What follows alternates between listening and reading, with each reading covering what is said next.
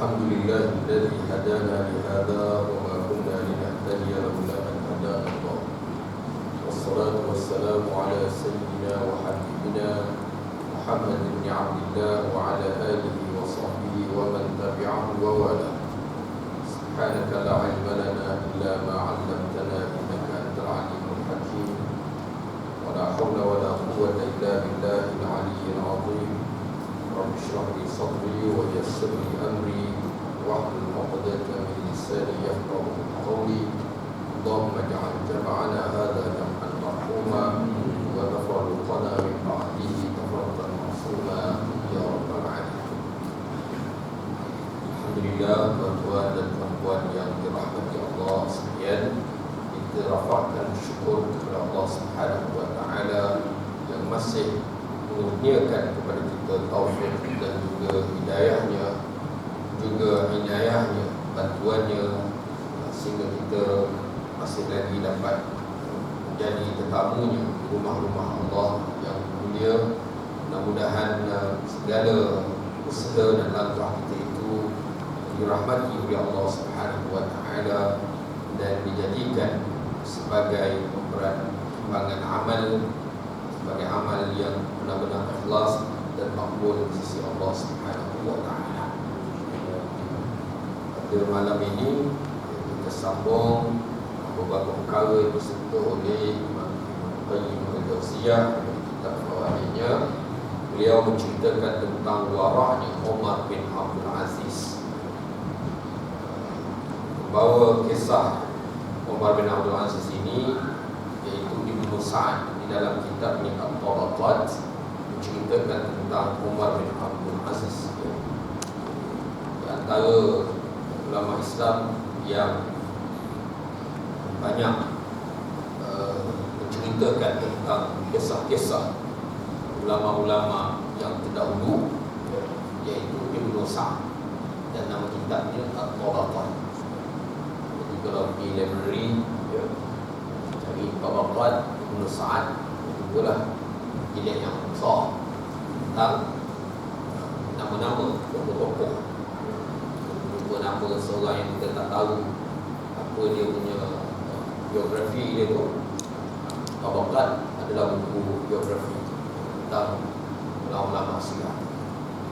Jadi beliau menceritakan tentang Umar bin Abdul Aziz ni.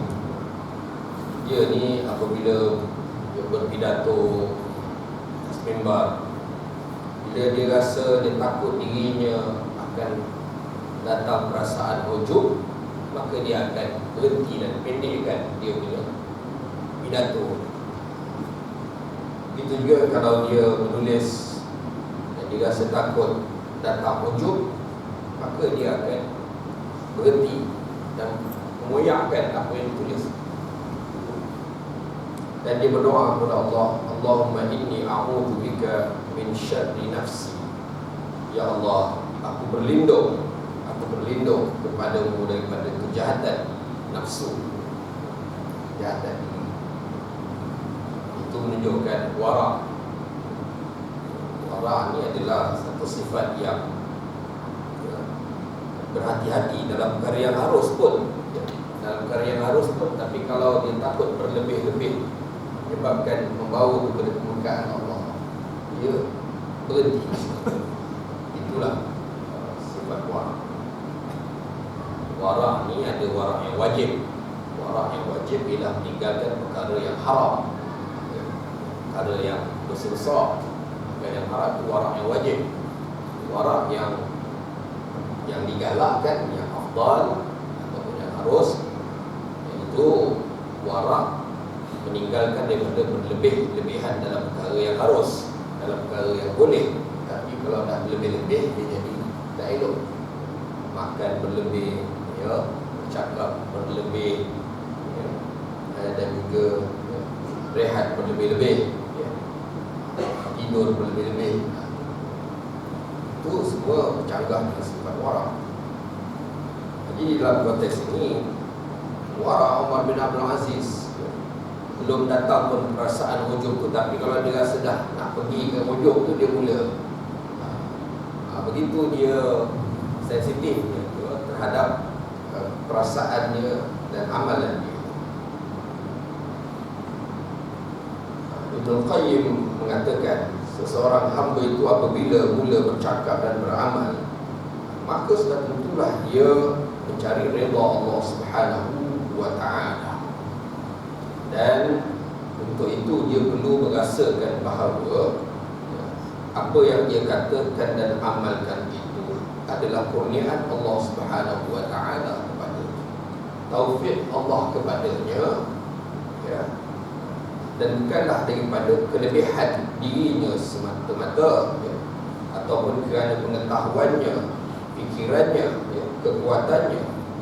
Tetapi dia sedar bahawa, ya, yang mengurniakan baginya kehidupan, memberikan kepadanya lidah, hati, mata, telinga, itu Allah Subhanahu wa ta'ala. Ada manusia yang tidak ada mata, tidak ada telinga, ya, dan tidak ada anggota yang boleh digunakan. Jadi apabila seseorang hamba tadi itu nak memulakan amal itu, dia kena ingat bahawa anggota dia ini adalah ciptaan Allah dan kurniaan Allah. Yang kedua, anggota itu sendiri bila berfungsi pun kurniaan Allah juga. Satu, diberi mata, kemudian diberi melihat. Ada orang diberi mata, tidak diberi melihat. Diberi lidah, tetapi tidak boleh bertutur.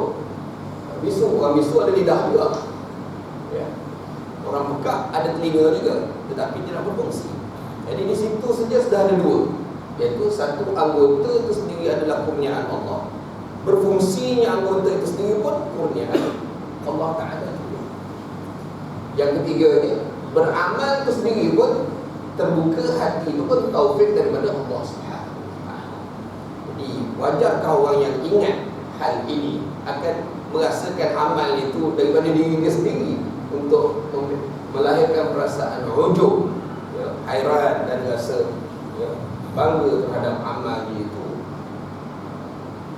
Dan perkara itu boleh berlaku, ya, ujub tadi akan berlaku apabila seseorang tadi lupa yang anggota itu daripada Allah, berfungsinya anggota itu kurniaan Allah. Boleh dia bertutur dan boleh beramal, itu pun kurniaan Allah.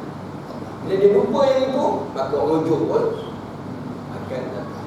Dia akan menisbahkan, ya, amal itu kepada diri dia sendiri, tidak kepada Allah Subhanahu wa ta'ala. Kalau hilang perkara yang disebutkan tadi, maka dia berkatalah, ya, ini mendakwalah dia bahawa diri dia lah yang melakukan kebaikan.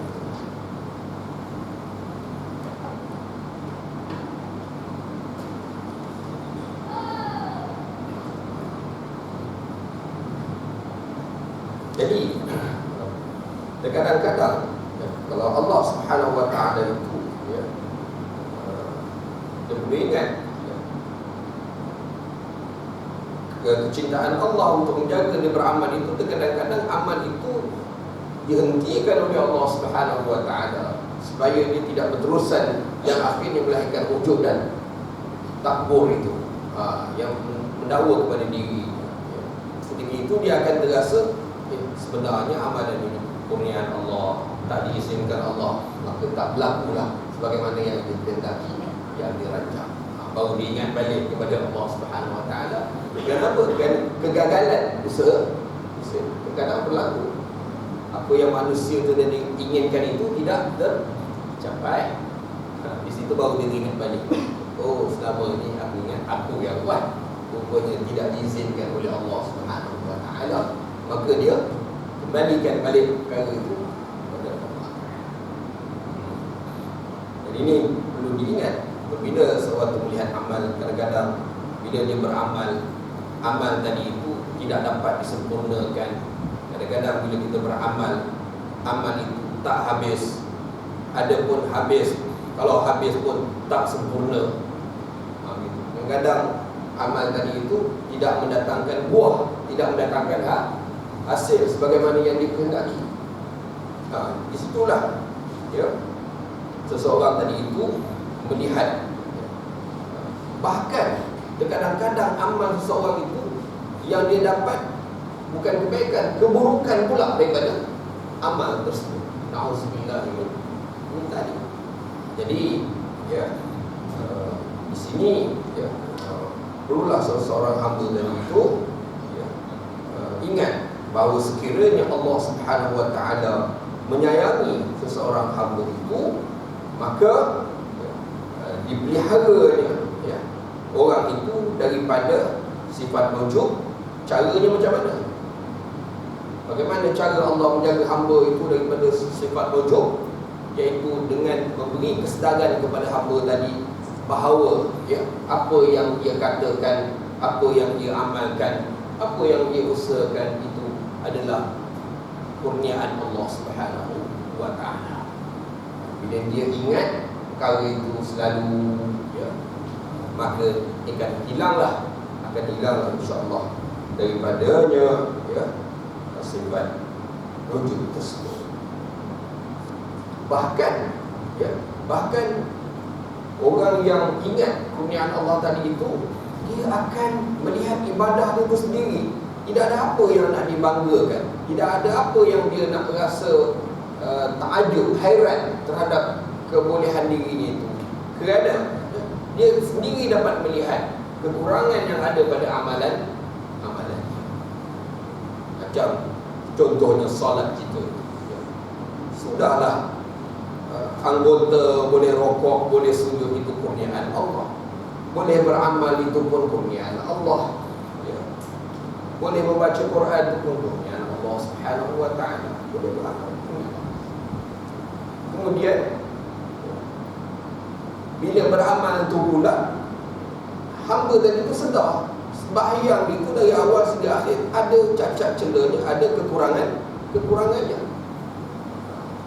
Bila dia sedar kurniaan Allah, kemudian amal yang dibuat itu pula dia sedar ada kelemahan dan kekurangan, tidak sampai standard kualiti yang dia rasa Allah redha dengan kesempurnaan amal itu, maka bagaimana dia nak rasa ujub kalau dia sendiri sudah melihat ya, dia sendiri menilai amal itu banyak kekurangan. Apatah lagi Allah yang Maha Agung, yang Maha Kaya, yang Maha Sempurna, sudah tentulah melihat amal tadi itu ya, sudah lebih jelas lagi kekurangan dan kelemahannya. Namun hamba tadi itu ya, merasakan bahawa Allah Ta'ala itu Maha Pengampun, Penyayang, maka dengan itu dia beristighfar. Pada beramal dia beristighfar, bahkan dia malu kepada Allah Subhanahu Wa Ta'ala. Tapi kalau dia melihat amal itu dengan pandangan redha, rasa sempurna, dia rasa macam sudah mencukupi dan Allah suka, maka datanglah wujud daripada situ. Dia lupa menisbahkan perkara itu kepada Allah Subhanahu Wa Ta'ala. Jadi kalau dia ingat apa yang dia lakukan itu kurniaan Allah, bukan daripada dirinya, bukan daripada kebolehan dan semuanya taufik dan hidayah Allah. Bahkan yang akan memberi pahala dan ganjaran kepada kata-kata dan amal itu sendiri pun adalah Allah Subhanahu Wa Ta'ala. Allah beri anggota Allah, beri anggota berfungsi Allah, jadikan anggota tadi itu taat Allah. Dalam taat itu pula tak sempurna, lemah, Allah terima juga. Lepas tu Allah beri pahala pula Allah. Jadi tuan-tuan, manalah nak letak perasaan ujub kepada diri kalau hamba tadi itu ingat tentang hakikat itu. Mudah-mudahan Allah berikan kepada kita taufik untuk jauh daripada sifat ujub. Sifat ujub ini juga kalau kita tasawuf adalah disebabkan merasa diri itu sempurna. Itu dia punca, merasakan apa yang dibuat itu sempurna. Jadi bila dia rasa macam tu, datanglah perasaan. Tapi kalau dia rasa apa yang dia buat, baca Quran itu masih belum lengkap, taubat dia masih belum sempurna ya, apa saja yang dia amal ya, kalau nak diterima pun kerana belas kasihan Allah Ta'ala lah, rahmat Allah Ta'ala, Kalau mengikut standardnya rasa-rasa ni tak ada, ya, tak ada yang boleh terima oleh Allah SWT, ya. Dia ada bercampur dengan berbagai-bagai kelemahan dan kekurangan. Kemudian Ibnu Qayyim masuk pula kepada poin yang seterusnya, faedah yang seterusnya sebagai peringatan bahawa dia kata, ya, untuk kita sampai kepada matlamat mendekatkan diri kepada Allah Subhanahu Wa Taala ni, kita tidak ada jalan melainkan kita, ya, meninggalkan kebiasaan-kebiasaan yang tak baik, adat-adat yang tak baik, ya. Seperti apa? Ya. Adat ni ada beberapa jenis. Contohnya suka banyak rehat, banyak berehat, tak nak beramal, tak nak berusaha, ya. Tidak rasa urgent untuk, ya, menambahkan ilmu amal dan sebagainya. Relax, relax betul lah, ya.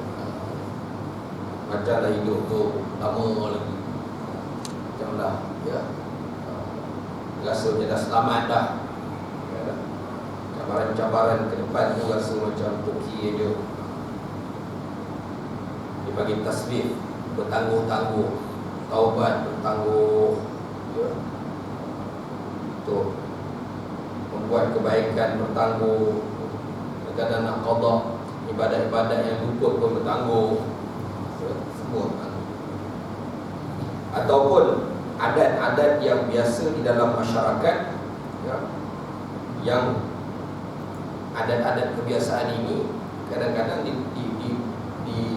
diamalkan seolah-olah dia itu sebagai sesuatu yang syar'i, sesuatu yang dituntut oleh agama. Ini khususnya banyak dilakukan oleh ahli-ahli bid'ah lah, ya, orang yang buat bid'ah di dalam, ya, masyarakat, ya, amal bid'ah canggah dengan Quran dan sunnah Nabi SAW, ada dalam ibadahnya, di dalam i'tiqadnya. Ketika macam selepas kematian, tentukan hari-hari tertentu, mesti buat kenduri arwah pada hari-hari yang tertentu, menentukan harinya tu, ini mata pecah, beberapa hari perut pecah, dia ada dia punya benda macam itu, adat-adat ke. Ataupun ketika dia kelahiran bayi ke, ada dalam masyarakat kampung banyak macam-macam adat ada. Lepas bersalin ada adatnya, kan. Nak berkhitan pun ada adat-adatnya. Jadi, ya, kadang-kadang kedudukan adat itu, ya, lebih diambil berat daripada syarak, daripada hukum Allah Subhanahu Wa Taala. Ya. Dia mati anak dengan mati adat. Kita dengar tu. Berat tu, ya. Dia mati anak dengan mati adat. Kalau adat itu bertepatan dengan Quran dan Sunnah, tidak bercanggah dengan Quran dan Hadis, Allah silakan itu tidak dalam. Ini yang kita bercakap tentang adat-adat yang membawa pada syirik, kan. Dulu memang banyaklah. Kalau sakit, ya, sakit ada dia kain pergi, bukannya nak pergi ubat, benda khurafat dulu datang, ya. Naikkan rumah, belakang tiang tu, kain kuning lah, merah lah, hitam lah, ya. Tiang tu Allah Alam tahu benda. Jadi itu contoh-contoh, ya, dalam masyarakat manusia sepanjang zaman. Ada sahaja berbeza-beza daripada sebuah negara ke sebuah negara, kan. Daripada kalau tuan-tuan pusingnya, tuan-tuan lihat bermusafir banyak-banyak di India, Pakistan, Turki, kan. Mana lagi pergi tengok, banyak lain-lain. Ada adat-adat yang bukan daripada sunnah Nabi SAW yang menjadi adat setempat kaum-kaum yang tak canggah dengan Quran Sunnah. Ini yang bercanggah, dia ikuti pula dengan i'tiqad,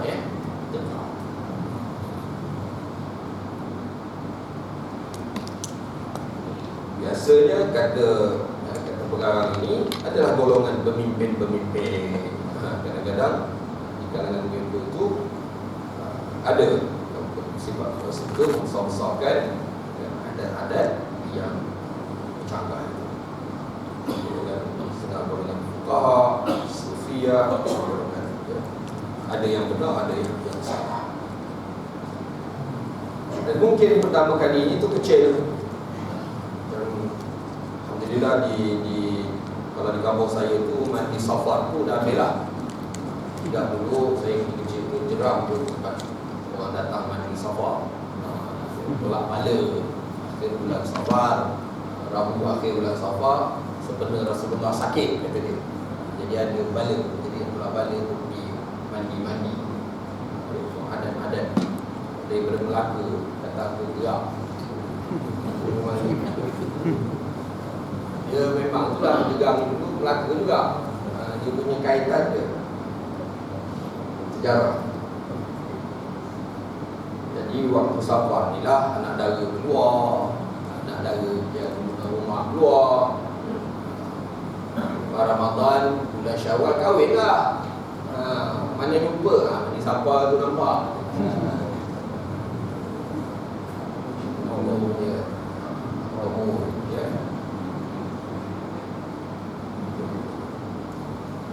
Alhamdulillah, saya tengok memang kesan daripada pendidikan boleh berubah.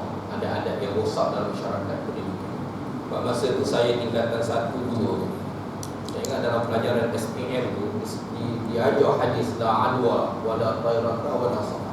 Tak ada penyakit berjangkit, tidak ada percaya pada sial pada hari safar. Budak sekolah menengah pada tahun 70-an itu ada dalam pengajian pendidikan Islam.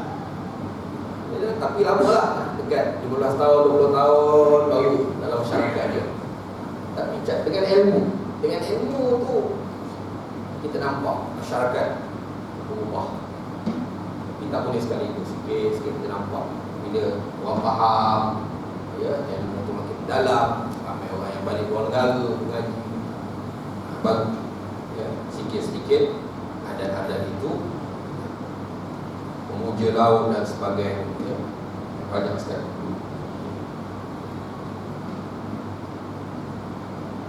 Saya nak menulis sejarah orang soleh kampung saya, tak berani sampai sekarang. Takut kalau orang tahu kuburnya itu datang pula orang ke situ. Tahu datang ziarah takut, pergi cari nombor ekor. Itu yang buat dulu-dulu kena. Baik Husin punya makam tu, orang berang datang kampung saya, soleh orang. Banyaklah cerita-cerita karamah dia tu. Dan yang banyak cerita karamah ni Vincent kan pengarang sejarah tanah air kita tu, Mak Saleh. Dia tu ada satu buku dia tu, research dia tu. Semua makam-makam tahun 1800 1900 merdeka aku ada dalam report. Yang mana dah pupus pun ada dalam buku dia. Dan dia catat. Masuklah yang di kampung saya tu pun ada. Jadi kita nak bercerita tu pun, kalau orang tahu orang cerita Pak Lembai kan habis kubur dia pula. Waktu saya imam, sebab tu Nesan dia tu tak betul dia nama. Kenapa tu saya ni tak boleh nama kat Nesan? Rupanya dia tu agaknya takutkan kubur dia tu. Bila mati orang datang, pergi letak bulut kuning ke, bayar nazar ke kat situ. Tak berani lah dia. Rupanya itu sebab supaya orang tak tahu mana. Susah nak cari. Keluarga je tahu. Adat-adat yang ada kaitan dengan akidah, dengan adanya adat-adat dengan ibadah, macam-macam yang diangkat seolah-olah ianya syarak, seolah-olah agama. Kalau bahkan ditaati itu lebih daripada hukum asal. Jadi kita boleh ingat perkara yang macam ini tidak diterima oleh Allah Subhanahu wa taala. Dan bahkan dia boleh menjadi hijab, ya. Hijab, terhijabnya seseorang itu di dalam mendekatkan diri kepada Allah Subhanahu wa Ta'ala, ya. Dan juga mentaati Rasulullah sallallahu alaihi wasallam. Dan itu satu aspek. Jadi ada dua lah, adat ni ada dua. Satu adat yang berbentuk adat yang dianggap sebagai sebahagian daripada agama. Satu lagi adat, ini yang patut kita tekan. Adat pembalas, adat tangguh-tangguh, itu pun adat juga. Mungkin sekarang ni adat yang ini, adat yang bina-bina aku dah kurang. Adat tu depan TV berjam-jam tu. Satu siaran. Sekarang ni ada adat baru pula, adat WhatsApp. WhatsApp tu pun boleh tahan juga. Pas mayang tu terus Assalamualaikum warahmatullahi wabarakatuh. Tak sempat dah, astagfirullah zikir lah. Berbual dengan keluarga pun tak sempat, dengan anak-anak pun tak sempat.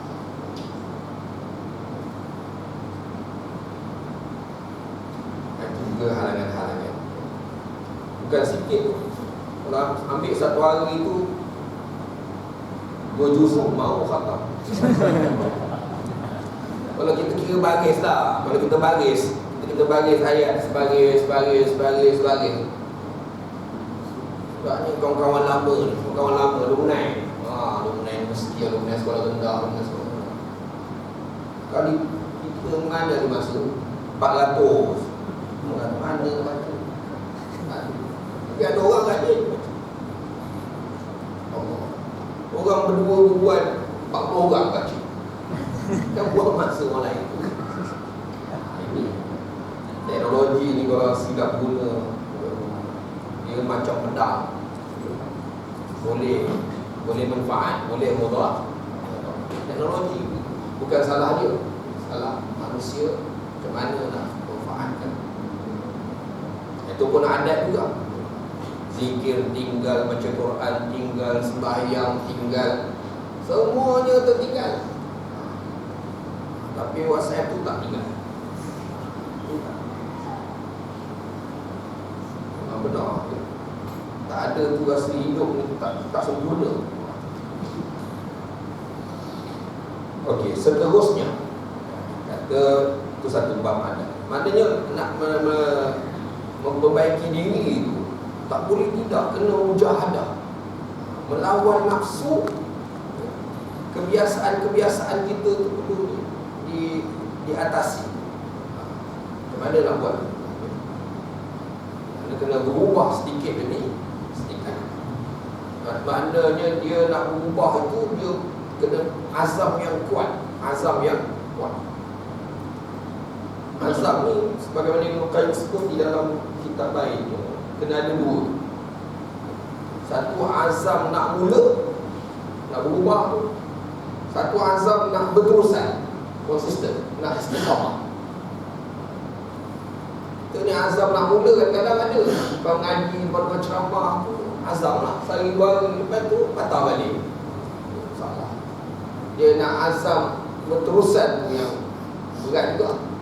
Kita nak ada dua azam. Satu azam untuk memulakan adat baru, kebiasaan baru, habit baru. Azam yang kedua berterusan dengan. Ini perlu pada taufik daripada Allah Ta'ala, doa daripada Allah Subhanahu wa Ta'ala. Kalau Allah Ta'ala tak bantu kita, tak mudah sebenarnya untuk kita meninggalkan kebiasaan-kebiasaan. Sebab itulah dikatakan environment ataupun bi'ah itu memainkan peranan. Bagaimana kisah seorang yang membunuh 99 orang, kemudian dia nak bertaubat, maka disarankan dia pergi ke tempat yang supaya dia dapat satu suasana bi'ah yang menolong dia, bi'ah yang membantu dia untuk menyucikan dirinya, mendekatkan dirinya. Memang berperanan. Kalau kita ke Mekah sebagai contoh, dia tiba rajin macam kita kan, rajin macam kita ke masjid awal, subuh awal, iktikaf lama, ya. Duduk dalam rodah tak nak balik, tak nak bagi orang lain dah. government tahan lagi. Kalau kat Malaysia ni panas pokok duduk lama dalam masjid nak keluar je. Tak ni ceramah macam ni, bila dah habis ke?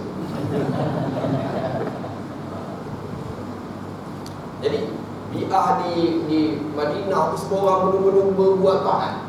Kita yang malas pun naik gaji juga. Yang kat Malaysia balik tu bawa lagi lah adat-adat biasa. Ada satu cikgu kampung saya dulu berbual pas sembahyang meninggal.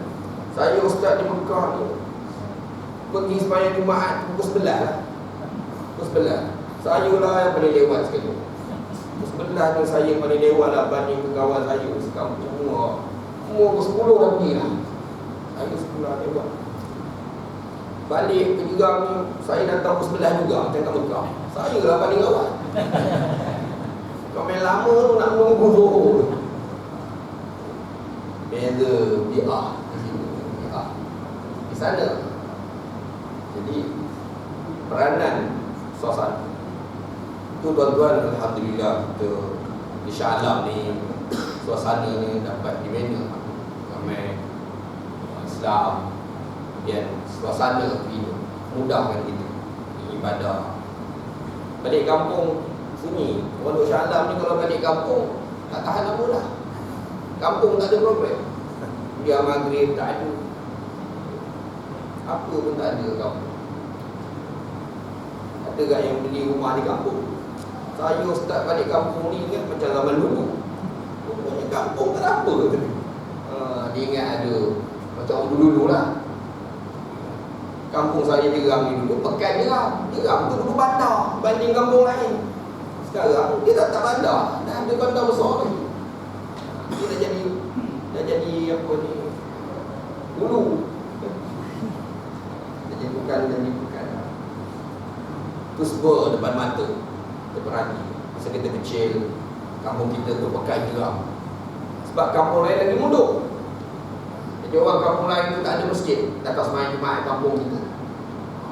Orang masjid tu orang menjual ubi, orang menjual barang-barang pertanian daripada kek kucing, kek kerayu, kek cerakah. Jalan kaki lepas sembuh. Jawa, banjar-banjar yang kat Jeram pantai ni bugis. Saya cerita ni sebab tuan-tuan selalu makan ikan bakar kat Jeram ni. Tahu sikit sejarah. Saya semakin makan ikan aja, sejarah pun tahu juga. Kat pantai Jeram ni dulu dia bugis. Apa? Bugis ni di zaman Jeram ni dulu di bawah kerajaan Melaka. Yang anak puteri yang Lipo dia memerintah Jeram. Paduka Cina. Jadi bila Melaka jatuh ke Bugis, kerajaan Melaka tu pindah ke Johor Riau tu. Jadi yang Selangor ni pun bawah Johor lah. Jadi Johor jatuh dengan Bugis, jadi kawasan ni pun bawah Bugis lah. Sultan Selangor semua ni turunan Bugis lah kan. Jadi saya tanya ketua kampung, kampung Amirul, mengapa orang Jawa, orang Banjar ni banyak ke darat? Dan kau datang dulu ke tadi? Kau datang dulu dekat pantai Jeram, tepi pantai tu Bugis. Aku yang datang kemudian ni ke atas, ada yang kek kucing, tambak Jawa, je ramah Melayu, asam Jawa. Macam Jawa ni datang kemudian buat kampung baru lah buka. Betul. Kek kucing, kek cerakah ke atas. Jadi bila sembahyang Jumaat tu datang ke Jeram. Kata tuan-tuan punya tu Jeram masjid punya besar tu kan. Jeram ni balai polis ada, klinik ada. Tapi macam mana boleh mati kampung? Depan mata saya lihat macam mana sebuah pekan tuan-tuan. Pekan Jeram tu pasal musim maju daripada kapal, maju daripada Singapura. Mau saya. Tapi berlaku ni masa habis pupuk. Rumah-rumah kampung pun jual, orang mati, anak-anak dah tak ada. Banyak 5-6 buah rumah tuan-tuan. Masa saya kecil saya tak terfikir rumah tu boleh hancur. Rumah orang kaya, rumah orang besar-besar, meninggalkan anak. apa ni? Bila mak ayah meninggal, anak tak balik lah. Akhirnya bumbung orang dadah ambil jual. Jual pintu, jual bumbung. Kalau lalu tengok banyak langka-langka. Habis pengajaran yang cukup besar. Tidak kekalnya tu. Bukannya lama, tak sampai 40 tahun pun. Tak sampai. Daripada rumah baru tu sampai dia roboh dari itu 40 tahun pun tak sampai. 100 tahun. Oh, itulah. Apa mula boleh bantah balik cerita tentang adat-adat itu. Kena lawan adat nafsu itu. Kena mujahadah, kena ada azam untuk bermula dan berterus. Dan dia ada peringkat tuan-tuan. Azam ni dia ada. Pertama niat. Kalau niat ni biasa. Saya nak semayang tahajud tu biasa. Tapi kalau next step naik lagi, dia panggil azam. Nak semayang tahajud. 2. Yang ketiga tu tekad. Nak semayang apa jadi pun, semayang tahajud tu tekad. Yang ketiga tu niat yang baru jadi. Kita ni tahap 1 punya niat, mana nak jadi? Bergantung aku susah sangat. Benda senang pun tak settle. Niat tu tak sampai ke tahap azam, dia baru lintas kan. Dia kuat dah tu, niat tu kuat dah. Tapi dia ada apa ni? Niat, azam, tekad. Semua niat belaka tu, tapi dia punya tahap kekuatan itu berbeza.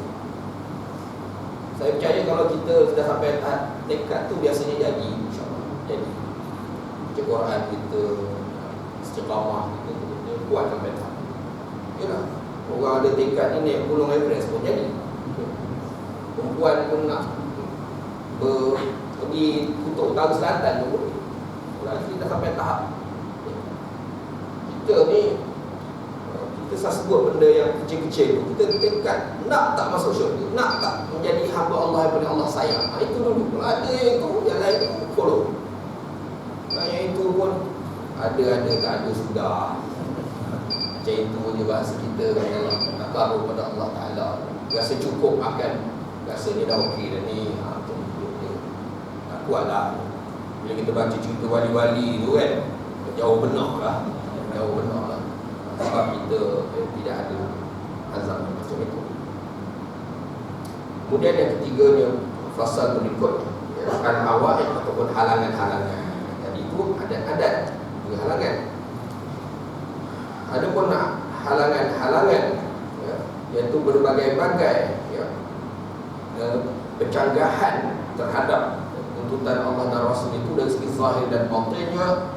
Ia menghalang manusia daripada, menghalang hati manusia daripada perjalanannya kepada Allah, memutuskan perjalanannya kepada Allah. Antaranya ialah syirik, perbuatan syirik, iaitu amalan yang tak ikhlas. Itu apa-apa amal kita kena ikhlaskan niat kepada Allah Subhanahu Wa Taala, supaya amal kita itu jadi ibadat, supaya amal kita itu jadi. Sekarang ni selalu kita dengar Islam yang syumul kan, Islam itu syumul, orang tu aspek ekonomi, sosial, politik. Alhamdulillah orang dah faham kan Islam yang syumul. Tapi sebelum bercakap Islam syumul, ada satu lagi namanya ibadat yang syumul. Ibadat juga syumul. Ibadat yang syumul ni tidur ibadat, tidur ibadat, bekerja ibadat, menuntut ilmu ibadat, di surau ibadat, melayan isteri ibadat. Tapi kena niat yang ikhlas, mengikut syarat redha Allah. Jadilah semuanya itu ibadah. Kalau ada orang sebut dulu ibadah umum, kita sembahyang baca Quran ni ibadah khusus. Tapi boleh juga kita lihat ibadah umum dan ibadah khusus tu dicampur dua-dua. Dia nak sebut bahawa ibadah dalam Islam ini menyeluruh. Buat baik dengan ibu bapa ibadah, nolong orang fakir miskin ibadah, gotong royong cuci surau ibadah. Kalau dia tak faham itu, tinggal siap seorang aje lah nak bersih. Dia fikir ibadah tu sayang aje. Bersihkan tandas, merawat surau miskin itu ibadah. Tasawufatu minal iman. Nak pergi faham anak-anak kita, remaja pergi faham bahawa semuanya itu ibadah. Kalau tidak dia berkira lah. Nak berkira menghantar mak ke sekolah berkira nak duit, ya? Bersih siram bunga nak duit, basuh pinggan nak duit, nak upah nak. Jadi kalau dia faham bahawa semuanya itu ibadah takut kepada Allah Ta'ala, ikhlas, maka dia dapat pahala. Orang yang syirik ini, ya, syirik ini kita tahu ada syirik khafi, syirik jali, zahir, batin. Itu semua menghalang kerana hati tadi itu tidak tulus kepada Allah Subhanahu. Jadi kena menguatkan tauhid kepada Allah, ya. Merasakan kita ni daripada Allah akan kembali kepada Allah. Yang keduanya bid'ah. Dan macam mana nak mengelakkan bid'ah? Mengamalkan sunnah Nabi sallallahu alaihi wasallam. Yang ketiganya maksiat. Dan maksiat ini, ya, dengan mentashihkan taubat, membetulkan taubat. Ini penting. InsyaAllah bulan Sya'ban akan tiba, bulan Ramadan akan datang, ni peluang lah untuk kita membersihkan sungguh-sungguh diri kita ini daripada dosa. Ini satu perkara yang kita perlu faham. Ingat bahawa sekiranya seseorang hamba itu bertaubat kepada Allah dengan taubat nasuha, insya-Allah dosanya semuanya akan diampunkan oleh Allah. Kena yakin tu. Sebab ada orang dia tak yakin bila dia taubat betul ke Allah ampunkan. Boleh bersih. Rasa-rasa tuan-tuan kalau kita bertaubat nasuha boleh bersih tak? Kita sebagaimana kita baru lahir. Tuan-tuan rasa boleh? Masalah tu kan. Masalah terjawab maknanya belum tekad lagi. Nak taubat nasuha tu belum lagi tu. Kalau kita ingin bersih sebagaimana bayi baru lahir, tak ada dosa langsung. Kalau orang kafir selama buat dosa betul mengucap syahadah taubat boleh bersih, kita takkan tak boleh bersih. Itu kata setengah ulama. Kalau orang kafir dengan dosanya yang banyak, syiriknya yang begitu tebal, dia bertaubat dan mengucap syahadah, semua orang sepakat mengatakan dia itu seperti bayi baru lahir, itu dah bersih. Kata ulama ni, bagaimana kita yang tak syirik ni, yang tak pernah menyembah berhala ni, tak dapat ke peluang itu? Aku harap, kata dia, kita pun akan lebih layak dapat daripada orang kafir itu kalau kita taubat nasuh semua. Tapi nak kena yakin lah. Yakin. Kata orang tadi, syarat tu kena sempurna. Contohnya kalau kopiah saya ni terjatuh ke dalam lumpur ke, longkang ke, memanglah dia kotor, kopiah putih. Tapi yakin tak tuan-tuan dia boleh dibersihkan? Memang dia kotor sangat, tapi boleh tak dibersih? Boleh. Tapi nak bersih tu cukup syarat baru bersih. Air kena cukup, gosoknya kena cukup, sabunnya kena cukup, betul tak? Bilasnya kena cukup. Bukan masalah dia tak boleh bersih. Masalah kita sekarang ni cukup syarat nak bersih tu. Sebab kata boleh bersih tu semua orang faham. Taubat nasuha boleh membersihkan, semua orang faham. Kita nak fokus kepada adakah kita memenuhi kriteria untuk bersih ni. Itu yang kita perlu tengok. Masalah taubat nasuha. Contoh, ialah menyesal. Betul tak? At-taubatu an-nadam. Taubat itu menyesal terhadap kecuaian kita, kealpaan kita, sehingga melakukan pelanggaran terhadap perintah. Itu semua orang tahu. Tapi tahukah kita tanda menyesal yang sebenar? Kat situ banyak tanda soalan. Apa bukti seseorang itu benar-benar menyesal?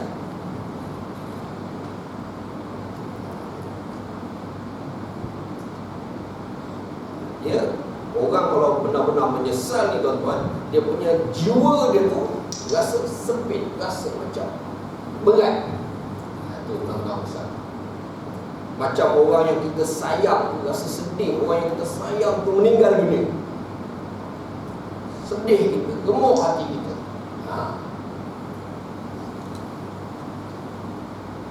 Sayang dia. Ataupun seorang yang kena penyakit kanser, dia pergi jumpa doktor. Doktor ni memang pakar. Doktor ni kata, you ni tak maaf lah, ini stage 4 ni sebulan dia nak pakai ini. Macam mana agaknya perasaan? Ya doktor, mengalir air mata dia, gemuk lah. Itu rasa kecewa ni dia. Kemudian rasa percaya daripada doktor, padahal ajar di tangan doktor. Tapi percayanya dia kepada doktor tu sampai tahap dia rasa perasaan. Imam Ghazali, kamu percaya tak dengan janji Allah siksa neraka dan Rasul? Kalau kecewa kamu